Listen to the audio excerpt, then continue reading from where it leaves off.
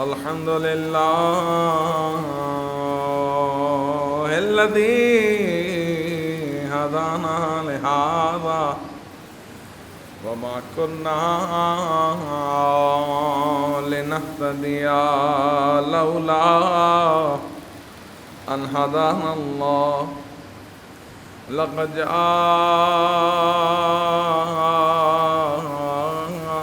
رسل ربنا بالحق والصلاة والسلام وتحيته والإكرام على سيد الأنبياء والمرسلين وأشرف الأولين والآخرين سيدنا ونبينا وشفيع ذنوبنا وطبيب قلوبنا مولانا ومقتدانا بالقاسم محمد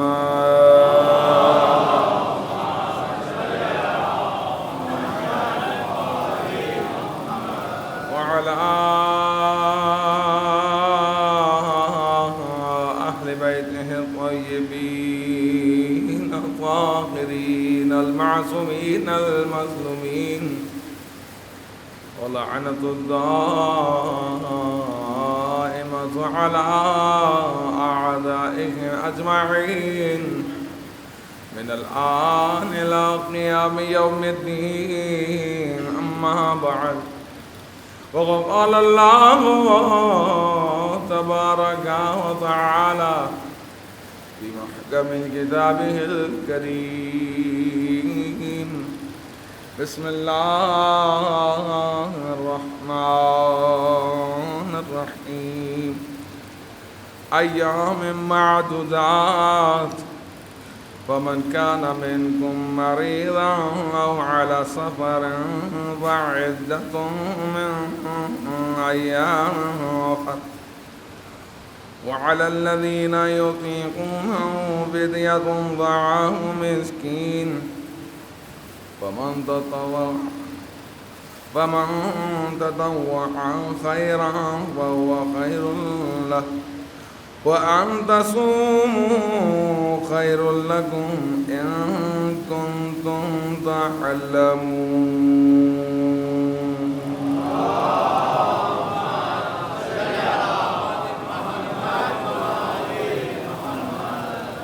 تمام تعریفیں اس ذات پروردگار کے لیے جو تمام عالمین کا رب ہے، جو تمام مخلوقات کا خالق ہے، جو ہم سب کا مالک ہے۔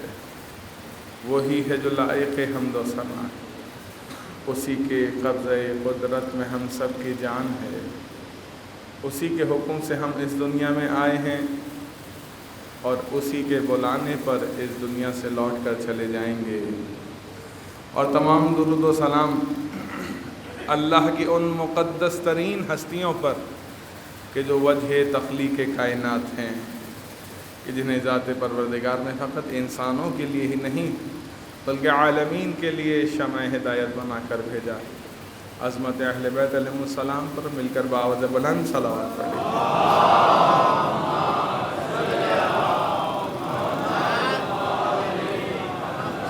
السلام علیکم ورحمۃ اللہ وبرکاتہ۔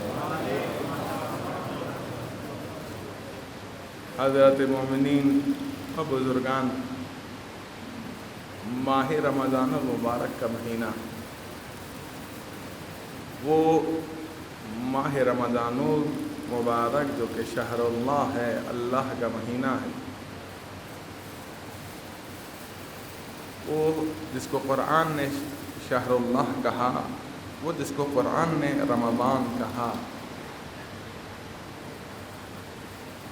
آج کی گفتگو چند ایک مناسبتوں پر مشتمل، کیونکہ اس ہفتے میں چند ایک مناسبتیں ہیں۔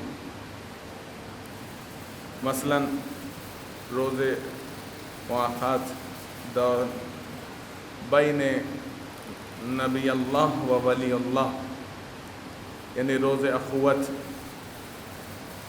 امام علی علیہ السلام اور نبی خدا حضرت محمد مصطفیٰ صلی اللہ علیہ وآلہ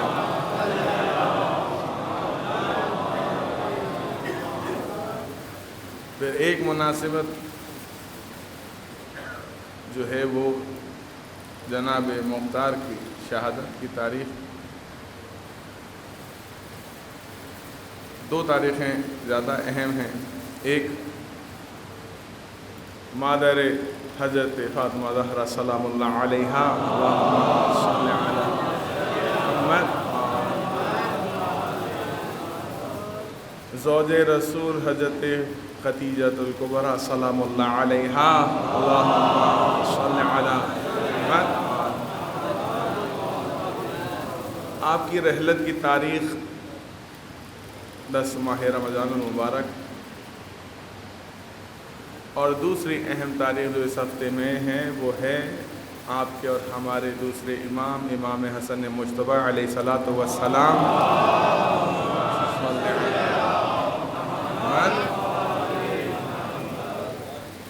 امام علیہ الصلاۃ والسلام کی ولادت باسعادت کی تاریخ یعنی 15 ماہ رمضان المبارک کی تاریخ. چند ایک مناسبتیں ہیں اور ایام بیض اور شبہائے بیض کا تذکرہ انشاءاللہ. گفتگو کا آغاز ماہ رمضان المبارک کا جو نام رمضان رکھا گیا اس کے اندر بہت سی روایتیں پائی جاتی ہیں، بہت سی روایتیں ملتی ہیں. اس میں سے ایک یہ ہے کہ ماہ رمضان یعنی رمضان نکلا ہے لفظ رمز سے. رمز اس تیز جھلسا دینے والی دھوپ کو کہا جاتا ہے جو انسان کی اسکن کو جلاتی ہے یا 2 پتھروں میں ایسی صفت پیدا کر دیتی ہے کہ جب ان کو ٹکرایا جائے تو وہ آگ پیدا کر دیتی ہیں. ایسی جھلسا دینے والی تیز گرم دھوپ کو رمز کہا جاتا ہے. تو روایت میں ہے کہ اس ماہ مبارک کو رمضان اس لیے کہا گیا کیونکہ یہ وہ مہینہ ہے کہ جو انسان کے یعنی روزے دار کے گناہوں کو جلا کے ختم کر دیتی ہے. کس طرح سے ختم کر دیتی ہے؟ جیسے علی کی ولایت لوگوں کے گناہوں کو جلا کے ختم کر دیتی ہے.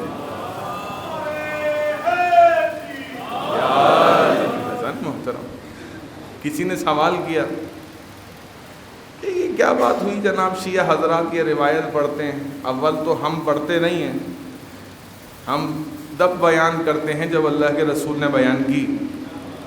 نہ اللہ کے رسول بیان کرتے نہ ہم بیان کرتے.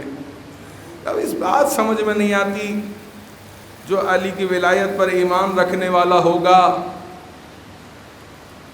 اس کی گناہ جل جائیں گے، اور حدیث رسول ہے، ہماری اور آپ کی بات نہیں.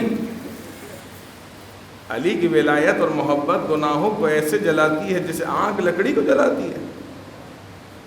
ایسا نہیں ہوتا کہ یہ شیعوں کی باتیں سمجھ میں نہیں آتی. کہتے ہیں علی کے چاہنے والے گناہ کریں تو ان کے گناہ جل جاتے ہیں، اور علی سے اگر کوئی بغض رکھتا ہے اس کی نیکیاں اس کو کام نہیں آئیں گی.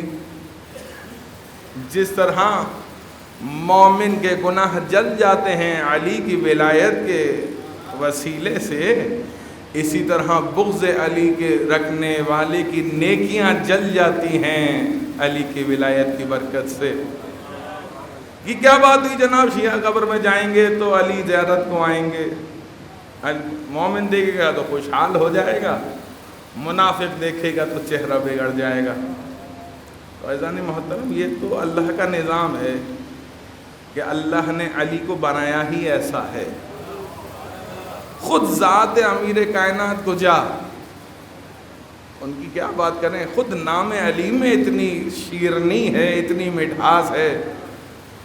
جب انسان نام علی لیتا ہے تو اس کی زبان شیرنی جیسی ہو جاتی ہے اور اس کے مزاج خوش مزاج ہو جاتا ہے. یہی علی کی ولایت کی برکت ایک اور بھی کہ جب دشمن علی کا تذکرہ ہوتا ہے تو لوگوں کے یعنی مومن کے مزاج تبدیل ہو جاتے ہیں.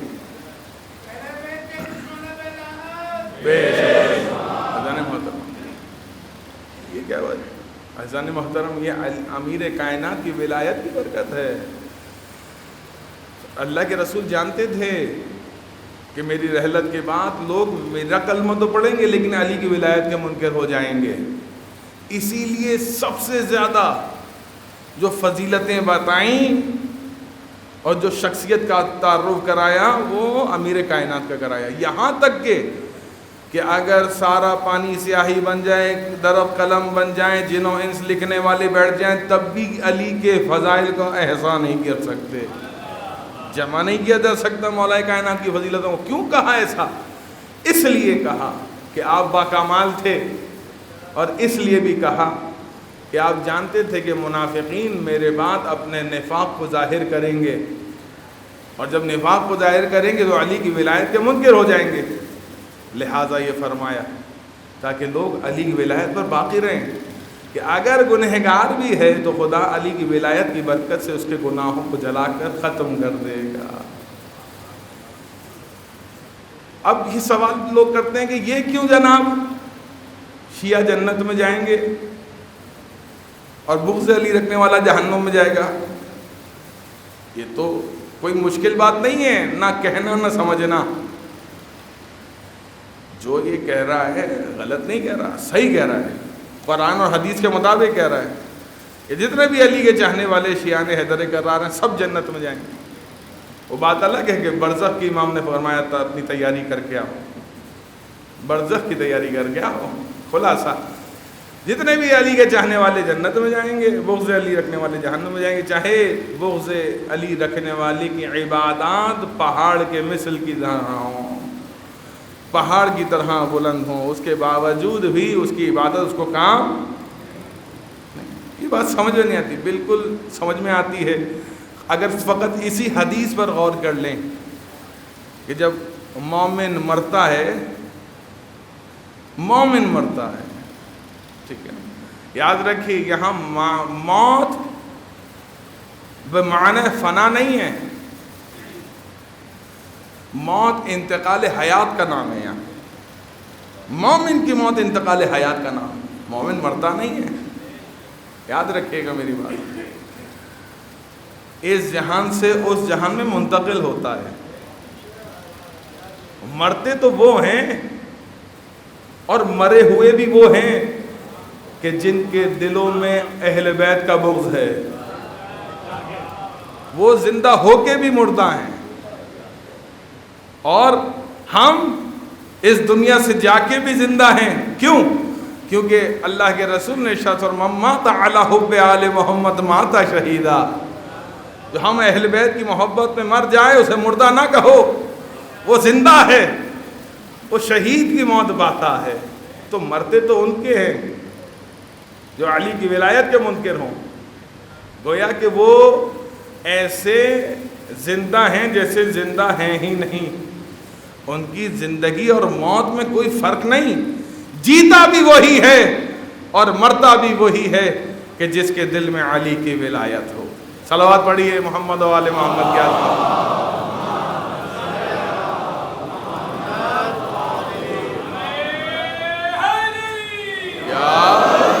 اذان محترم، تو مومن کے گناہوں کو آگ جلاتی ہے، تو جہاں سمجھ گئے کہ جنت میں کیسے جائے گی، یہ جو روایت ہے نا کہ مومن کے گناہوں کو جلاتی ہے اور منافق کی نیکیوں کو جلاتی ہے۔ علی کی ولایت وہ آگ رکھتی ہے، وہ تاثیر رکھتی ہے جو مومن کے گناہوں کو جلاتی ہے اور منافق کی نیکیوں کو جلاتی ہے۔ تو فیصلہ ہو گیا کہ علی والے ہی جن کی نیکیاں باقی رہ گئیں وہ جنت میں چلے جائیں گے، اور بغض علی رکھنے والے جن کی نیکیاں جل گئیں وہ جہنم میں چلے جائیں گے۔ یہ کوئی اتنا مشکل فارمولا نہیں ہے جس کو سمجھنے میں جو ہے وہ سالوں لگے، بالکل واضح سی بات ہے، بچہ بھی سمجھ لے، اور دو چار کی طرح۔ تو جس طرح مومن کے گناہوں کو آگ جلا دیتی ہے، منافق کی نیکیوں کو آگ جلا دیتی ہے، اسی طرح ماہ رمضان المبارک کا وہ مہینہ جو اس ماہ مبارک میں اللہ کی رضا کے لیے روزے رکھے گا، تو وہ روزے دار اس روزے کی برکت یہ بات ہے کہ یہ ماہ رمضان کی برکت اور ماہ رمضان کی تاثیر یہ ہے کہ پروردگار اس ماہ رمضان کے روزے کی برکت سے اس کے گناہوں کو جلا دیتا ہے، اس کے نامہ اعمال فقط نیکیاں باقی رہ جاتی ہیں۔ لیکن عزیزان، یہ سعادت کس کے لیے ہے؟ یہ سعادت اس کے لیے ہے جو ماہ رمضان کو درک کرے۔ اور ماہ رمضان کو کون درک کرتا ہے؟ ماہ رمضان کو پاتے تو بہت ہیں لیکن اس کا ادراک کرنے والے زیادہ نہیں۔ ادراک وہی کرتے ہیں جو اس میں عمل خیر انجام دیتے ہیں، جو ماہ رمضان میں روزے رکھتے ہیں، عبادات انجام دیتے ہیں، اہل بیت علیہ السلام کی اطاعت کرتے ہوئے ماہ رمضان کو گزارتے ہیں، اپنی عام زندگی کی طرح نہیں۔ قرآن نے کہا شہر رمضان، ٹھیک، وہ مہینہ جو کہ ماہ رمضان کا مہینہ ہے، گناہوں کو جلانے کا مہینہ ہے، پاک و پاکیزہ کرنے کا مہینہ ہے، نفس کی طہارت کا مہینہ ہے۔ اس ماہ مبارک میں سعادتیں ان کے لیے ہیں جو روزے رکھتے ہیں۔ حضرت محترم، لیکن قرآن یہ کہہ رہا ہے کہ روزہ رکھنا واجب ہے، لیکن کس کے لیے؟ جو استطاعت بدنی رکھتا ہو، قوت بدنی رکھتا ہو، جو مریض نہ ہو۔ دیکھیے قرآن کیا کہہ رہا ہے، بسم اللہ الرحمن الرحیم۔ آیات کو میں نے تلاوت کر آپ کی خدمت میں شرف حاصل کیا، فقط ترجمے پہ اکتفا کر رہا ہوں۔ یہ روزے گنتی کے چند دن ہیں۔ گنتی کے چند دن کیوں کہا؟ اس لیے کیونکہ جو سال کے 365 دن ہیں اس میں 30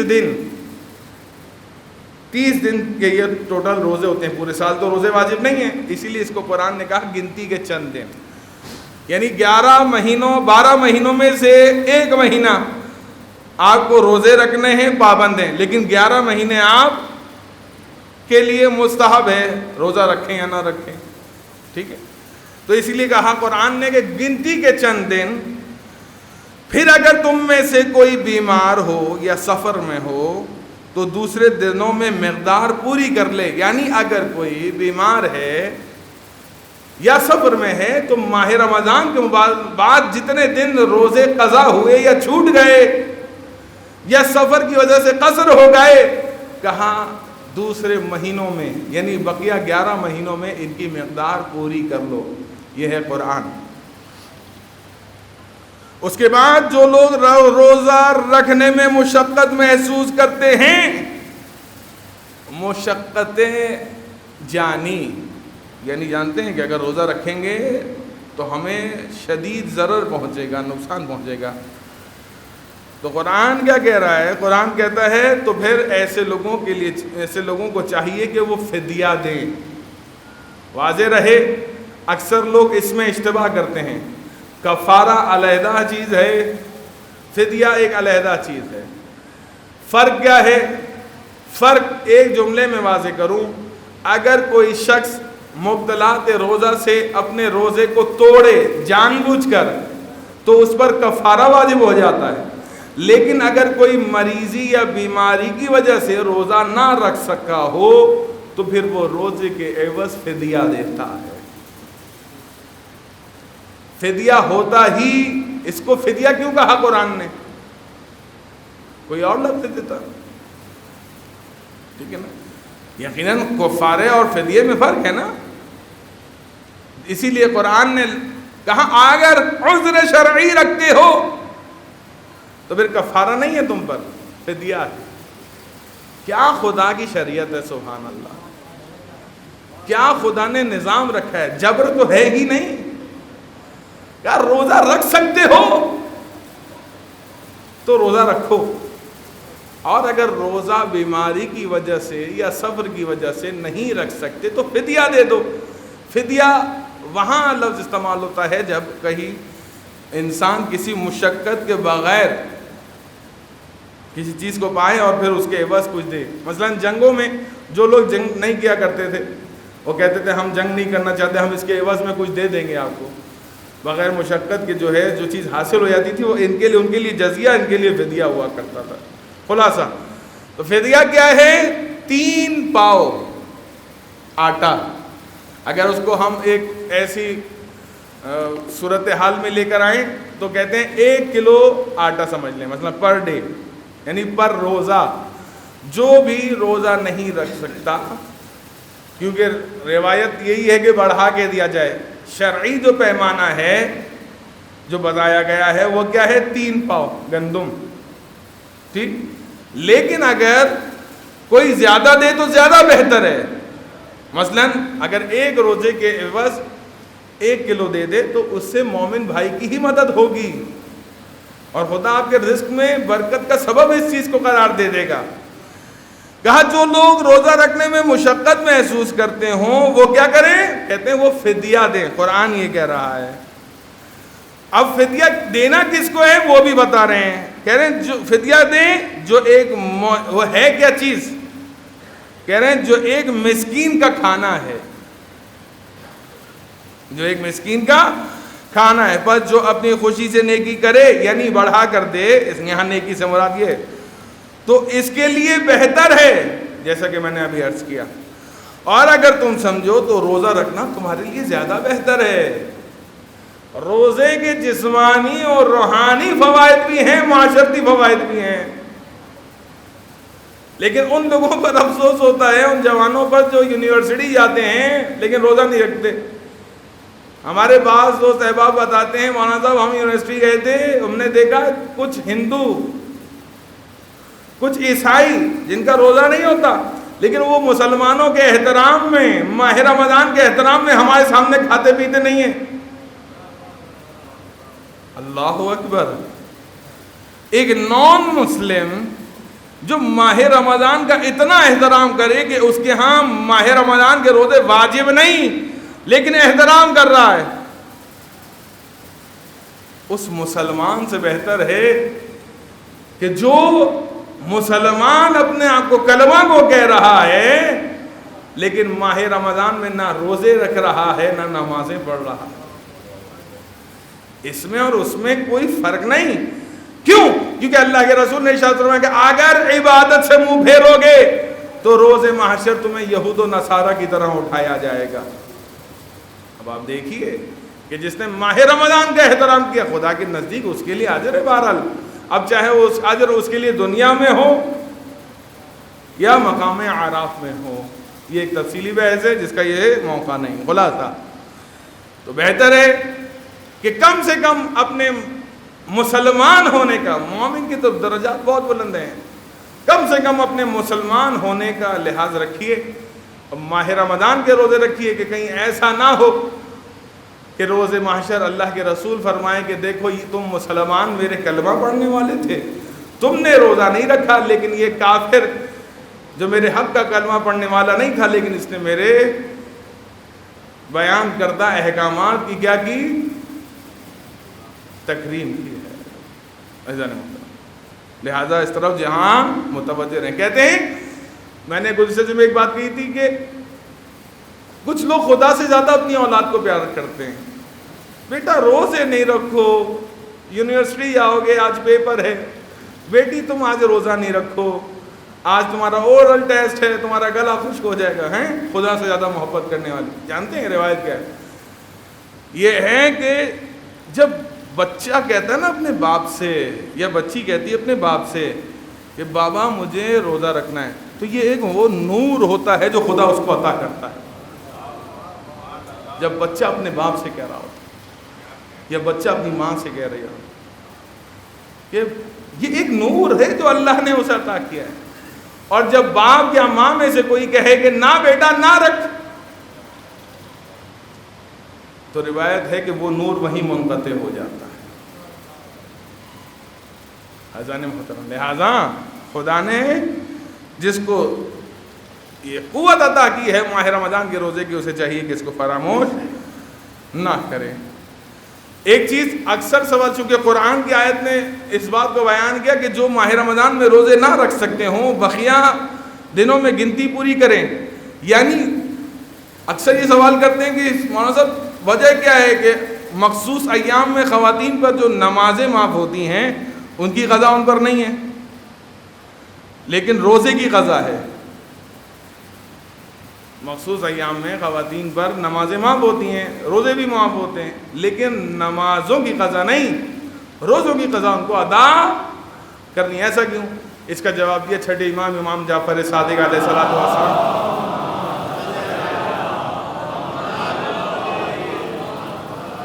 امام بیان فرماتے ہیں، کیا بیان فرماتے ہیں؟ اس لیے جب امام سے سوال کیا گیا تو امام فرماتے ہیں اس لیے کیونکہ ماہ رمضان کے روزے سال میں ایک مہینے میں واجب ہیں، جبکہ نماز ہر روز دن میں 5 نمازیں واجب ہیں، لہذا اللہ نے احترام ماہ رمضان میں اس کی قضا کو ایسی خواتین کے لیے بھی واجب الادا رکھا ہے۔ صلوات پڑھیے محمد و آل محمد۔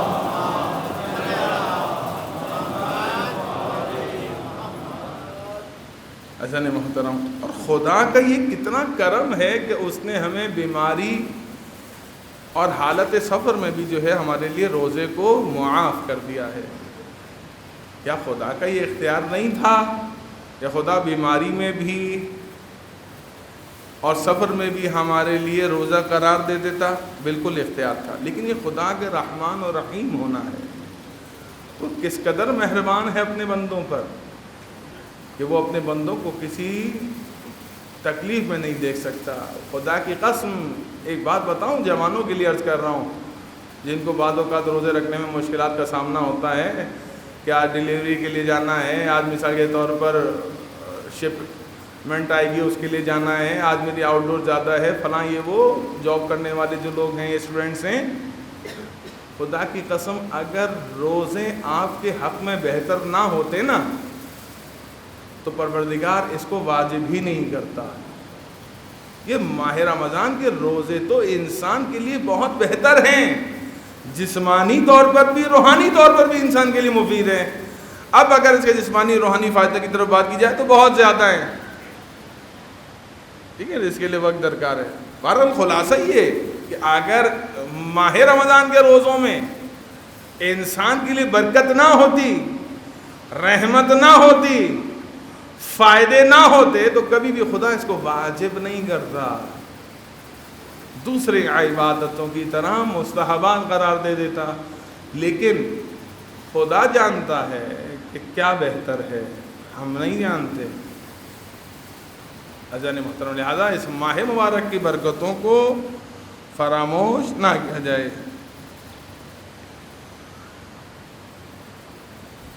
آپ بعض جو ہمارے بزرگان ہیں ان کے لیے بھی عرض کر دوں، اور ان جوانوں کے لیے خصوصی طور پر جو رغبت رکھتے ہیں خدا کی عبادت میں، کہ یہ جو آنے والا ہفتہ ہے اس میں 3 تاریخیں اور 3 راتیں بہت اہم ہیں، ایام بعث اور شب بعث، یعنی روشن راتیں اور روشن دن۔ وہ کون سی تاریخ ہیں؟ 13، 14 اور 15 ماہ رمضان المبارک کی تاریخیں ہیں۔ یہ گزشتہ 2 ماہ سے آپ کو پریکٹس کروائی جا رہی ہے انہی ایام کے لیے۔ ماہ رجب میں بھی، ماہ شعبان المعظم میں بھی یہ ایام آئے تھے تاکہ آپ کو آمادہ کیا جائے ماہ رمضان مبارک کے لیے، کہ آپ آمادہ ہو جائیں اور اس ماہ مبارک میں اس عبادت کو فراموش نہ کریں۔ 3 دن کی عبادت کیا ہے؟ نماز ظہر کے بعد، یعنی نماز ظہرین کے بعد دعائے مجیر ہے، بہت لطیف دعا ہے، اس کے الفاظ بہت خوبصورت ہیں، جب آپ اس کو پڑھیں گے تو بڑا لطف آئے گا آپ کو دعائے مجیر۔ تو ایام بعث کی جو عبادت ہے وہ کیا ہے؟ دعائے مجیر نماز ظہر کے بعد 13، 14، 15 3 دن جو ہے اس دعا کو پڑھنا ہے۔ شب بعث کی کیا عبادت ہیں؟ وہی جو میں نے بیان کی تھی، اس کا خلاصہ یہ کہ مثال کے طور پر 2 رکعت نماز ہے جس کی تفصیل کے لیے آپ مفادی کی طرف رجوع کیجئے، وہی 2 رکعت نماز جو کہ مخصوص انداز سے پڑھی جائے گی، مثلا سورہ الحمد کے بعد سورہ ملک ہے، سورہ یاسین ہے، بقیہ تفصیل آپ مفادی میں دیکھیے گا۔ دوسری شب میں یعنی 14 کی شب میں 2 رکعت کی جگہ 4 رکعت پڑھنی ہے، اور 15 کی شب میں کیا کرنا ہے؟ 6 رکعت یہ نماز پڑھنی ہے۔ شب کے یہ اعمال ہیں، اور یہ اعمال شب کے ساتھ میں غسل بھی ہے، عبادت۔ رحمت پروردگار، ماہ رمضان کی برکات ہیں جو آپ کو حاصل ہو جاتی ہیں، جس کا نتیجہ یہ ہے کہ روایت ہے کہ اگر درختوں کے پتے اور ریت کے ذرات کے برابر بھی گناہ ہوں گے تو پروردگار ان عبادات کو انجام دینے والے خاص جو ایام میں عبادتیں انجام دی جاتی ہیں، پروردگار اس کے گناہوں کو معاف کر دیتا ہے۔ تو لہٰذا ان چیزوں کو جو رغبت رکھتا ہے، جو خدا کی طرف بڑھنا چاہتا ہے، جو خدا چاہتا ہے، جو آل محمد کی سیرت پر عمل کرنا چاہتا ہے، اس کے لیے یہ چند ایک عبادتیں بیان کی گئیں۔ اب ایک دو سوال شرعی حوالے سے بیان کر دوں اور اس کے بعد پھر گفتگو دوسرے مرحلے میں، وہ یہ کہ سوال یہ کیا گیا گزشتہ جمعے، جس کا جواب میں سمجھتا ہوں کہ سبھی کے لیے بیان کر دوں، کہ آیا یہ جو فدیہ دیا جاتا ہے، یہ 3 پاؤ آٹا یا 1 کلو آٹا ایک دن کے عوض میں جو فدیہ دیا جاتا ہے، تو کیا فدیے کی جگہ پیسے دیے جا سکتے ہیں؟ بالکل دیے جا سکتے ہیں۔ دوسرا سوال، کیا فدیے کی جگہ جو پیسے دیے جا رہے ہیں اس کی جگہ راشن دیا جا سکتا ہے؟ کہتے ہیں نہیں، راشن نہیں دے سکتے۔ کیوں نہیں دے سکتے راشن؟ کیونکہ جو فدیے میں دینا ہے وہ ہے اناج، ٹھیک ہے نا؟ البتہ راشن کی جگہ اگر کوئی آٹے کے بجائے دالیں دے، چنا دے، یا اس طرح کی جو اناج میں چیزیں شمار ہوتی ہیں وہ دے تو کوئی حرج نہیں ہے، لیکن راشن بیگ بنا کے فدیے کے نام پہ تقسیم نہیں کیا جا سکتی۔ کیوں؟ کیونکہ راشن کے اندر ایسی چیزیں بھی شامل ہوتی ہیں جو اجناس نہیں ہوتی مثلاً، تو لہٰذا فدیے کے طور پہ جو لوگ راشن دیتے ہیں وہ راشن نہیں دے سکتے، جو چیزیں بیان کی ہیں یہ دی جا سکتی ہیں۔ دینا کس کو ہے؟ کہتے ہیں دینا ہے شیعہ مومن کو۔ ہم کس کو دے دیتے ہیں؟ اپنے گھر کی ماسی کو، بڑی غریب ہے۔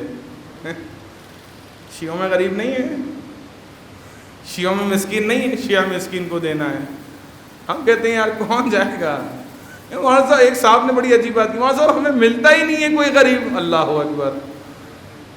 جس سے غریب نہ ملے اسے خدا کیا ملے گا؟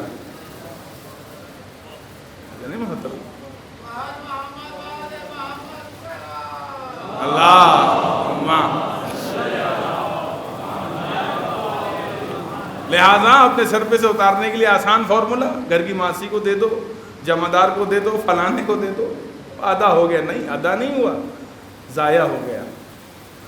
ادا تب ہوگا جب مستحق کے پاس جائے گا۔ پہلی شرط کیا ہے؟ شیعہ مومن مستحق ہو۔ دوسری شرط کیا ہے؟ حرام کاموں میں اس چیز کو استعمال نہ کرے۔ اگر پیسہ دے رہا ہے تو اس پیسے کے ذریعے سے، فدیے کے پیسے سے حرام کام نہ کرے، کوئی نشہ آور چیز نہ خریدے، کوئی اور چیز ایسی جو جس کا استعمال حرام ہو اس کام میں مصرف میں نہ لائے۔ تیسری چیز جو انتہائی خطرناک ہے اور وہ ہے کھلم کھلا گناہ کرنے والا۔ لوگ یہ سمجھتے ہیں کھلم کھلا گناہ سے مراد مثلا کوئی کھلم کھلا شراب پیے، کھلم کھلا جھوٹ بولے۔ نہیں، ایسا نہیں ہے۔ جو داڑھی مونڈتا ہے وہ بھی کھلم کھلا گناہ کرنے والا ہے۔ تو شریعت نے اس شخص کو عادل قرار نہیں دیا۔ شریعت میں اس انسان کی گواہی قبول نہیں ہے کہ جس کی داڑھی نہ ہو۔ اب لوگ بڑا عجیب بات کرتے ہیں، مولانا صاحب اسلام میں داڑھی ہے، داڑھی میں اسلام نہیں، بہت اچھی بات کہتے ہیں۔ اگر اسی کو جو جواب میں رد میں بات کر رہے ہوتے ہیں نا، اگر اسی کو سمجھ لیں، جب آپ خود یہ کہہ رہے ہیں دفاع میں کہ اسلام میں داڑھی ہے، داڑھی میں اسلام نہیں، لہذا داڑھی کی طرف توجہ نہ دی جائے، جب آپ یہ کہہ رہے ہیں کہ اسلام میں داڑھی ہے تو غیر اسلام کی ہم بات ہی کیوں کریں؟ جب آپ خود کہہ رہے ہیں کہ اسلام میں داڑھی ہے تو وہ ختم، جب اسلام میں داڑھی ہے آپ مسلمان ہیں تو داڑھی رکھیں گے۔ نقصان کیا ہے؟ یہ میرا موضوع نہیں ہے، لیکن صرف اس لیے بیان کر رہا ہوں کیونکہ فدیہ دیا جاتا ہے جو ادا کیا جاتا ہے ماہ رمضان میں، تو دینا کس کو ہے؟ کہتے جو داڑھی مونڈتا ہو نا اس کو فدیہ نہ دو۔ کیوں؟ کیونکہ وہ کھلم کھلا گناہ کر رہا ہے، کھلم کھلا حرام کام کر رہا ہے، واجب کو ترک کر رہا ہے، لہٰذا ایسے شخص کو ولو یہ کہ مستحق ہو، کیونکہ داڑھی مونڈ رہا ہے۔ داڑھی مونڈے ہوئے شخص کی جو داڑھی کو مونڈتا ہے نہ اس کی گواہی شریعت میں قبول، نہ اس کو خمس دیا جا سکتا ہے، نہ اس کو فدیہ دیا جا سکتا ہے۔ کتنا نقصان! یہ نقصان تو دنیاوی نقصان ہے، مادی نقصان ہے۔ سب سے بڑا نقصان یہ ہے کہ آل محمد اس سے راضی نہیں ہوتے۔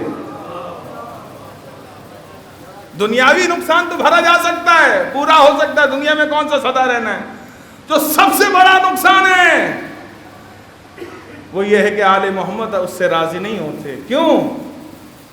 کیونکہ بہت سے دشمنان نے آل محمد نے جب کربلا بپا ہوئی تھی نا تو خوشی میں داڑھی منڈوائی تھی۔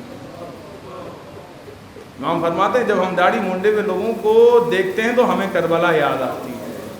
خلاصہ لہذا عزیزان محترم کہتے ہیں ان لوگوں کو نہیں دیے جا سکتی۔ جناب مختار اس آگ کو اپنے سینے میں لیے ہوئے تھے۔ کس آگ کو؟ جو آگ ان کے سینے میں جل رہی تھی کہ زمانہ کربلا میں 61 ہجری میں اسیر ہوئے تھے کوفے میں۔ امام نے دعا کی ہے، امام علی علیہ السلام نے ان کے لیے، امام زین العابدین نے، بزرگان نے۔ آپ دیکھیے اگر ایران کی بڑی شخصیات کو دیکھا جائے تو انہوں نے تائید کی ہے جناب مختار کی۔ نجفی علماء جو بر صغیر یعنی اس صدی کے سب سے بزرگ آیت اللہ العظماء جو شخصیت گزری آیت اللہ خوئی، انہوں نے تائید کی ہے۔ اب لوگ بلا وجہ جو ہے نا اختلاف پیدا کرنے کے لیے کہتے ہیں، کیوں کہ جناب مختار نے خلافت کے لیے جو ہے اس نعرے کو بلند کیا۔ اذان محترم ہمیں اپنے بزرگان کو دیکھنا ہے کہ بزرگان کیا کہہ رہے ہیں۔ ہمیں چلتے پھرتے سڑک چھاپ مفتیوں کو نہیں دیکھنا۔ کیوں جناب مختار سے منہ پھیرتے ہیں؟ کیونکہ اگر مختار کو تسلیم کر لیا تو پھر اپنا کردار پیش کرنا پڑ جائے گا۔ اس لیے جناب مختار کی شخصیت کو متنازع بنایا ہے۔ خلاصہ ہمیں چلتے پھرتے لوگوں کی بات پہ نہیں سننا، کان نہیں دھرنے۔ ہمارے مکتب اہل بیت کی تشیع کی نمائندگی کون کر رہا ہے؟ در حقیقت ہمارے اور آپ کے زمانے کے امام زمانہ عجل اللہ تعالی فرجہ شریف۔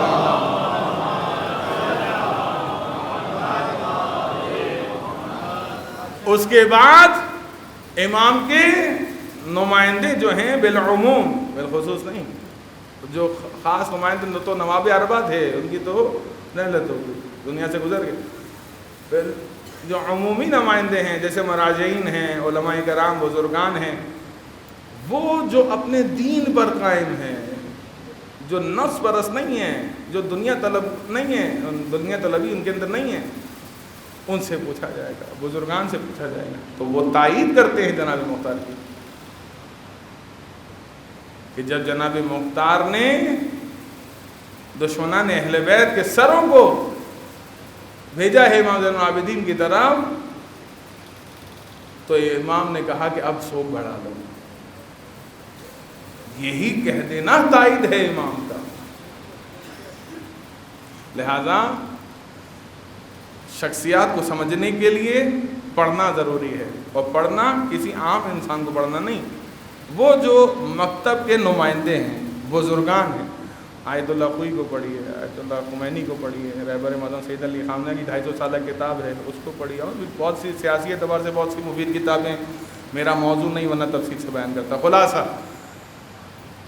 اپنے کردار کو پیش کیجیے آل محمد کے لیے، خدا کے لیے، ان کی اطاعت میں رہتے ہوئے اللہ کی رضا کے لیے۔ دعا کرتے ہیں پالنے والے ہماری اس قلیل سی عبادت کو اپنی بارگاہ میں قبول فرما، تمام حاضرین کے گناہوں کو معاف فرما، ہمارے ماہ رمضان کے روزوں کو اپنی بارگاہ میں قبول فرما، ہم سب کی پریشانیوں کو دور فرما۔ رب کائنات تیری بارگاہ میں دعا کریں، جو بے گناہ اسیر ہیں ان سب کو رہائی عطا فرما، مملکت پاکستان کی حفاظت فرما، دشمنان اہل بیت، دشمنان اسلام، دشمنان پاکستان کو نیست و نابود فرما، مقامات مقدسات کی حفاظت فرما، اپنی آخری حجت کے ظہور میں تعجیل فرما، ہمیں امام کے ادنا ترین علماء میں شمار فرما۔ بسم اللہ الرحمن الرحیم، قل هو اللہ احد اللہ الصمد لم یلد ولم یولد ولم يكن له كفوا أحد.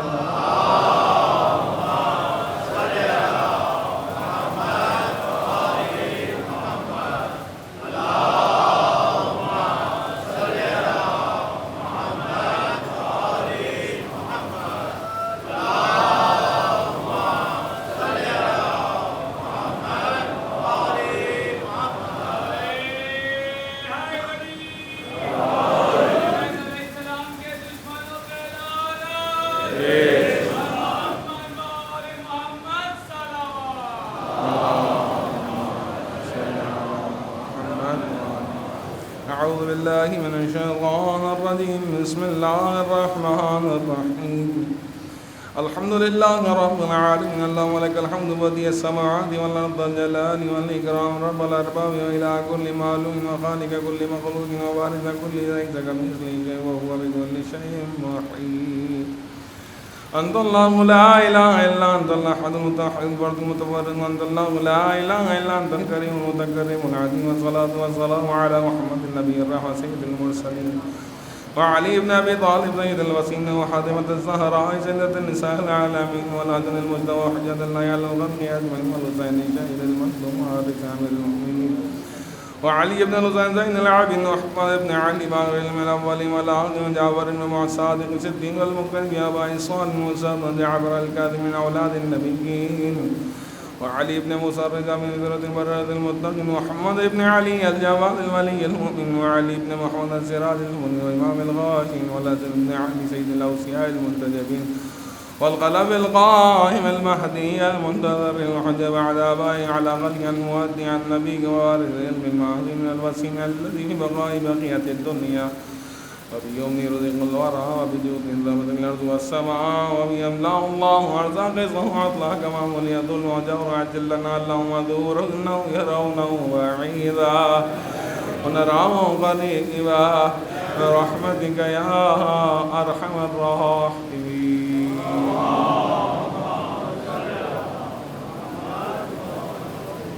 اعوذ باللہ من الشیطان الرجیم. بسم اللہ الرحمن الرحیم. حضرت مومنین دعوت میں وقت میں بالکل بھی گنجائش نہیں، فقط اشارہ کر رہا ہوں. آپ لوگ جا کے دیکھیے گا سورہ احزاب کی آیت نمبر 28 تا 31، اس کا ترجمہ، فقط ترجمہ بھی اگر غور کر لیں گے تو آپ کو بہت سی چیزیں واضح ہو جائیں گی. اور وہ یہ کہ کمال زوجہ رسول ہونا نہیں ہے، یہ قرآن کی زبان میں بیان کر رہا ہوں. کمال ہے اطاعت، اللہ کی اطاعت اور اطاعت رسول میں. رسول کی زوجہ ہونا کمال نہیں ہے. قرآن یہ کہہ رہا ہے کہ اگر تم پرہیزگار ہو، گھروں میں بیٹھی ہو، جیسے دور جاہلیت کے اندر خواتین کیا کرتی تھی اس طرح سے کر رہی ہو تو تم تقوی پہ نہیں ہو. اب تقوی پہ کون ہے، کون گھر میں رہا، کس نے یہ سعادت حاصل کی؟ قرآن کہہ رہا ہے جس نے بھی یہ سعادت حاصل کی اس کی نشانی کیا ہے؟ اس کی نشانی یہ ہے کہ ہم نے اسے بہترین رزق عطا کیا. یہ جو چند آیاتیں ہیں نا، ان آیتوں کا ترجمہ ضرور پڑھیے گا. اس میں یہی ہے کہ جو ازواج رسول میں سے جس نے اللہ کی اطاعت کی، رسول کی اطاعت کی، خدا نے کیا کیا؟ اس کو بہترین رزق عطا کیا. اب دیکھیے، رزق صرف کھانے پینے کا نام نہیں ہے. انسان کے لیے بہترین رزق ہے اولاد. اب آپ یہ دیکھیے کہ اللہ نے بہترین اولاد ازواج رسول میں سے کس کو عطا کی ہے؟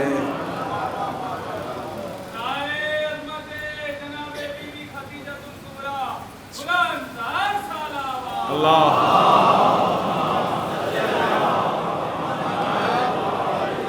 قرآن نے کہا کہ جو بہترین ہے نا، پھر اس کے لیے بہترین رزق ہے، اور بہترین رزق اولاد ہے. اور کائنات کی کوئی اولاد فاطمہ زہرا جیسی نہیں ہو سکتی. کوئی بھی جناب سیدہ کے ہم پلہ نہیں. خدا کا بھی کیا خوب قانون رہا کہ جس نے اللہ کے رسول کی نصرت کی، مدد کی، خدمت کی، اللہ نے اسے کیا بہترین انعام سے نوازا. انہی تاریخوں میں جو گزشتہ تاریخ ہیں، جناب فاطمہ بنت اسد مادر امیر کائنات، اور آج یعنی آنے والی تاریخ کس کی رحلت کی تاریخ ہے؟ زوج رسول مادر حضرت فاطمہ زہرا سلام اللہ علیہا، حضرت خدیجہ الکبریٰ سلام اللہ علیہا، اللہم صلی علی محمد۔ عزیزان محترم، دونوں شخصیات نے اللہ کے لیے سب کچھ، اللہ کے لیے رسول کے لیے قربان کر دیا۔ اللہ نے کیا عطا کیا؟ فاطمہ بنت اسد، جن کے لیے اللہ کے رسول نے فرمایا کہ میری ماں مر گئی، آپ کی رحلت میں کہا میری ماں گزر گئی، اور جناب خدیجہ الکبریٰ کا کیا کہا؟ میری زندگی کے ساتھی، میری ہمدرد اور میری بہترین ہم سفر گزر گئی۔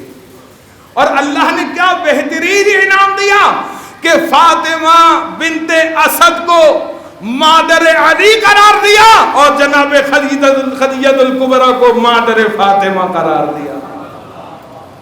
کیا بہترین انعام! اس سے بڑھ کر انعام نہیں ہو سکتا تھا کہ جناب خدیجہ کو کیا قرار دیا؟ مادر فاطمہ زہرا، جو تمام ائمہ کے لیے حجت، تمام انبیاء کے لیے حجت، انہیں کہتے ہیں فاطمہ زہرا۔ اور فاطمہ زہرا کی مادر گرامی جناب خدیجہ الکبریٰ سلام اللہ علیہ۔ سلام ہو ہمارا امام حسن مجتبیٰ پر، اللہ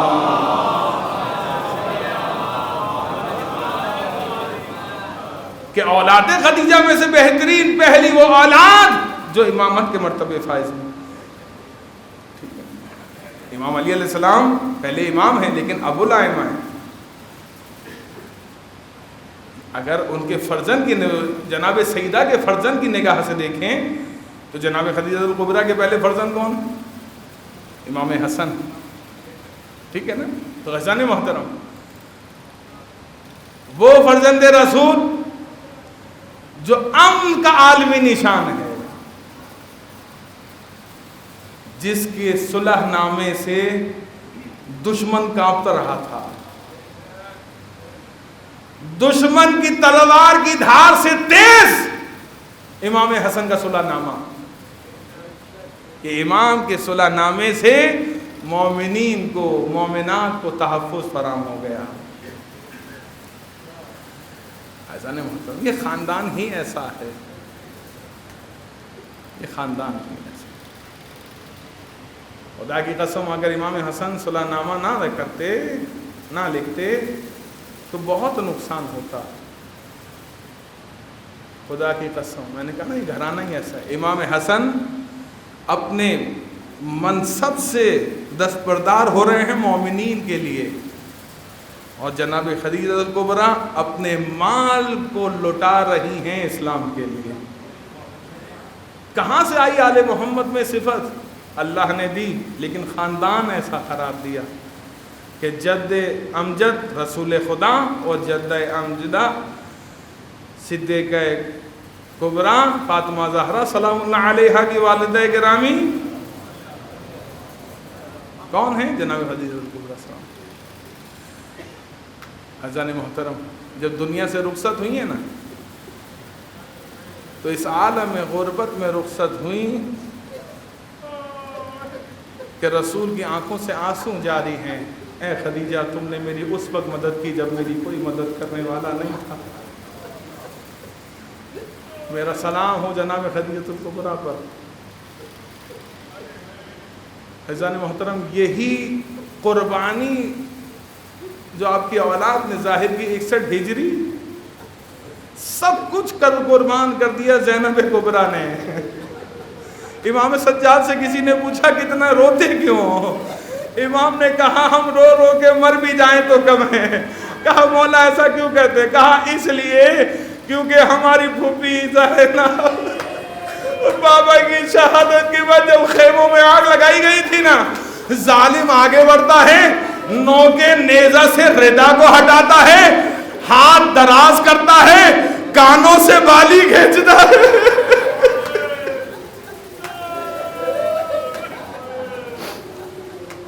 پالنے والے ہماری اس قلیل سی عبادت کو اپنی بارگاہ میں قبول فرما۔ رب کائنات اس ماہ رمضان میں عبادات کو انجام دے رہے ہیں، ہم کو بہترین اجر عطا فرما۔ ہم سب کے گناہوں کو معاف فرما، ہمارے مرحومین کے گناہوں کو معاف فرما۔ تیری بارگاہ میں دعا گو ہیں اے رب کائنات، جو راشن کی مد میں جو کسی طرح سے بھی بوتراج اور مسجد امام بارگاہ میں یا کہیں بھی اپنی خدمات انجام دے رہے ہیں، ان کو بہترین اجر عطا فرما، ان کی توفیقات خیر میں اضافہ فرما۔ پالنے والے تیری بارگاہ میں دعا گو ہیں، ہم سب کے گناہوں کو معاف فرما، ہمارے مرحومین کے گناہوں کو معاف فرما، ہمیں اہل بیت کی محبت میں زندگی جینا، امام حسین کی عزاداری میں موت نصیب فرما، مرنے کے بعد قبر میں امام علی کی زیارت نصیب فرما، امام حسین کی شفاعت نصیب فرما، اپنی آخری حجت کے ظہور میں تعجیل فرما، ہمیں امام کے ادنا ترین غلاموں میں شمار فرما۔ ان اللہ ملائکۃ یصلون علی النبی یا ایھا الذین آمنوا صلوا علیہ وسلموا تسلیما۔